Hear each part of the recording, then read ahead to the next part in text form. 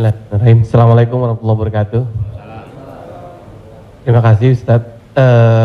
Kebetulan saya pribadi juga sebagai komedian Ustadz. Dan mewakili teman-teman semua, kakak-kakak, abang-abang semua.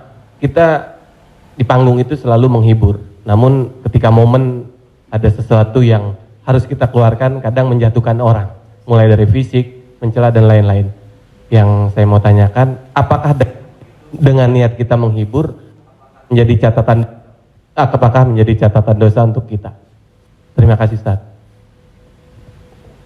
Ada seorang ulama dipanggil Imam Abu Hatim, tapi kemudian di ujung namanya itu ditambahkan kata Al-Asam.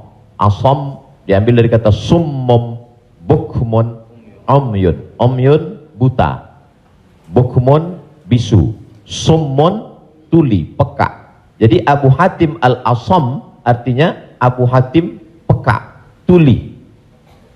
Secara bahasa itu menjatuhkan orang.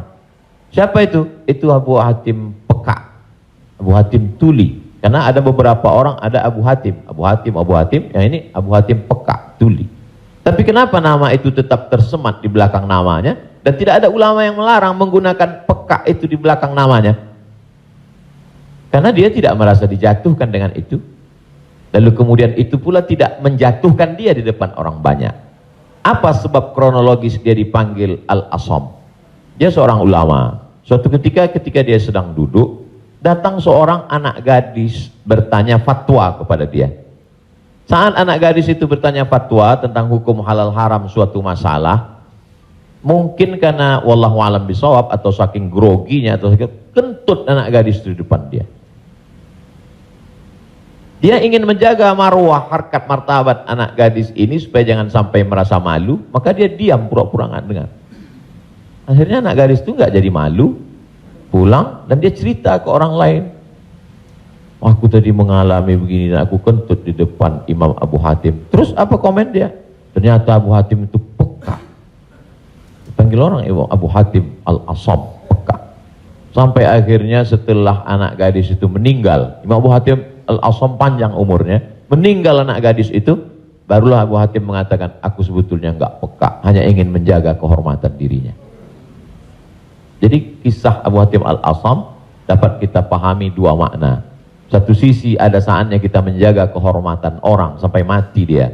Tapi ada satu sisi kalimat yang nampaknya menjatuhkan sebenarnya tidak menjatuhkan selama kita masih saling paham, saling memahami, saling mengerti.